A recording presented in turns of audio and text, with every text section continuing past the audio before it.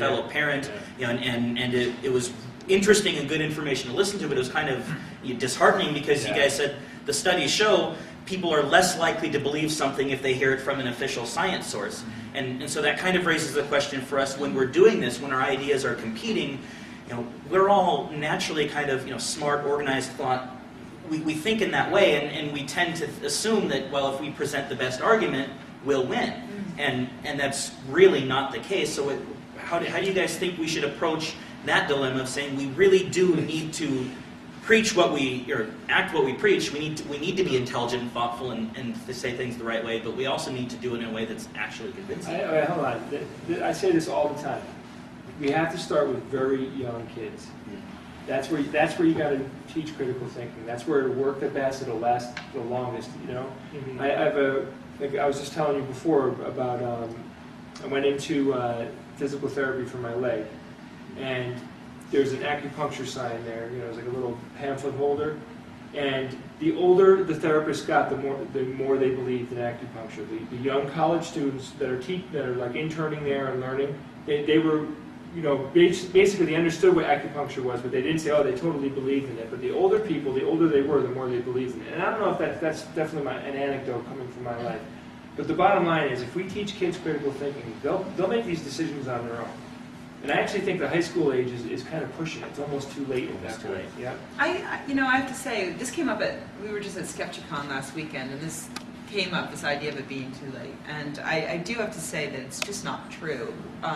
Speaking as someone who, post-college, I had no interest in science after 5th grade. I got into science through magic. I was a magician, and that's how I got in. And I think that illustrates perfectly that we shouldn't get disheartened when we hear things like people, don't trust scientists. What we need to do is learn from that and realize that there are other, maybe better ways to reach people than lecturing to them. And look at South Park, I think is a very good example.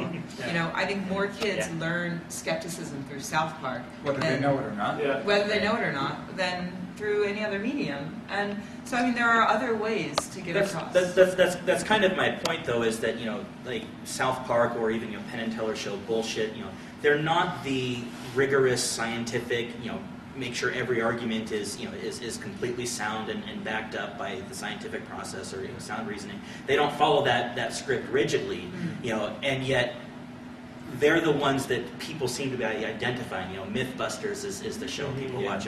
These are the ones that are really kind of catching people and bringing them in and opening their eyes and saying like, oh wait, I never thought to question those things before. Well, I think it's pretty obvious. It really does. Sadly, we can't just regurgitate hardcore scientific facts to people, and there might be a certain percentage of us that find it fascinating.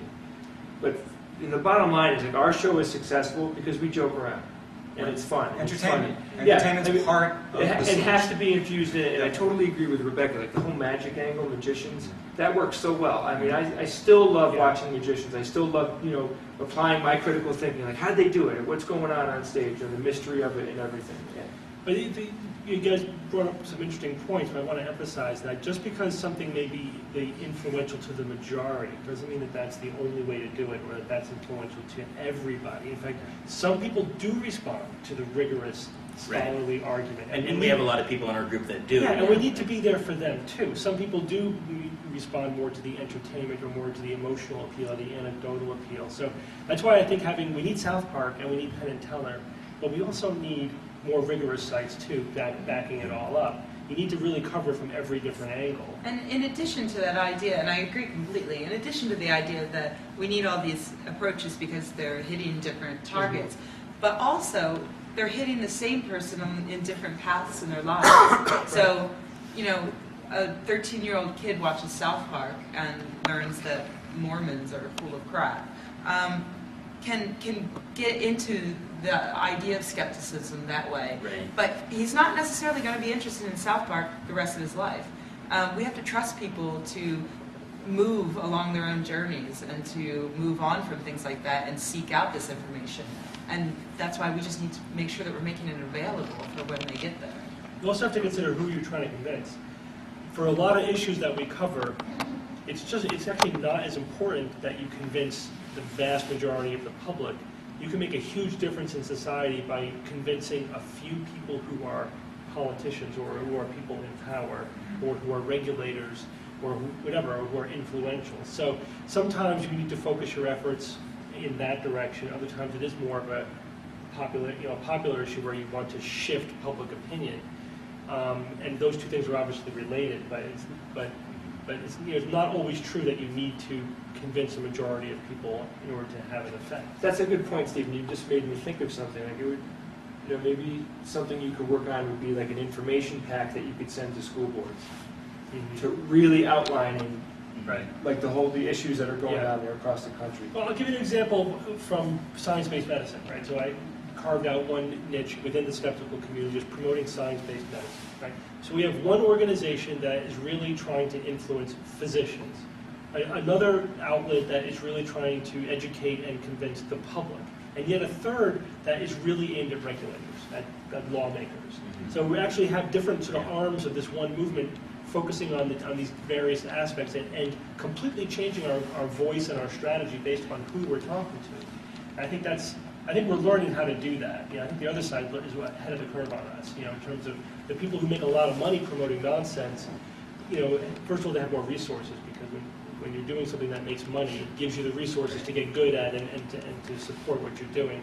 But it's also they have a tradition that literally goes back centuries. A lot of stuff we're fighting today, if you look at it historically, it's been around for literally hundreds of years. Where popularizing science really is more like decades old. Not so much centuries old. So. Science is barely hundreds of years old. Exactly. Right. Well, that kind of comes back to a point you made earlier of saying, we need the different factions. We need the different groups coming at things from different angles with slightly different banners. What I hear you all saying is we need people doing all of the different types of approaches to it. Definitely. Yeah, and behind the scenes, we are all basically working together. I mean, maybe we're not focusing down on the same thing, but it is a movement, and the movement has lots of fingers to it. Yeah. Don't get dirty. It's metaphor, that's all. Lots of fingers in the movement. Yes. Too many fingers in the movement. She's a tentacles chick. Okay. Anything you guys like to add? Any general advice that you'd like to give to us as a young and eager secular student society? I say just keep up the energy. Yeah. Don't get discouraged. I think the Keep moving forward. The young people, we need your kind. The youngins, the kids. Definitely. And don't be Us old people, we can't keep it going forever. And Steve We'll die said soon. earlier, don't be afraid to experiment. It's Yeah. something that nobody has ever tried or done before. That doesn't mean you shouldn't try it yourself. Right, Trial and error. 10 years ago, the nest was kind of young, and we were trying to figure out what to do, and we decided to throw, what was it, a Friday the 13th Yes, get we did. together. And it was fun, but it didn't really do as well as we anticipated, but so we did other stuff. Yeah. So, just experiment. Don't be afraid to fail. Don't be afraid to fail, because experiment. you're going to fail. But It doesn't matter. It really doesn't matter how many failures you have. It really only matters how many successes you have. It's like taking pictures, Yep. right? Who cares if you have 1,000 bad pictures? You have one golden picture, that's the one you show around, and that's the one. Remember the hits, forget the misses. Okay.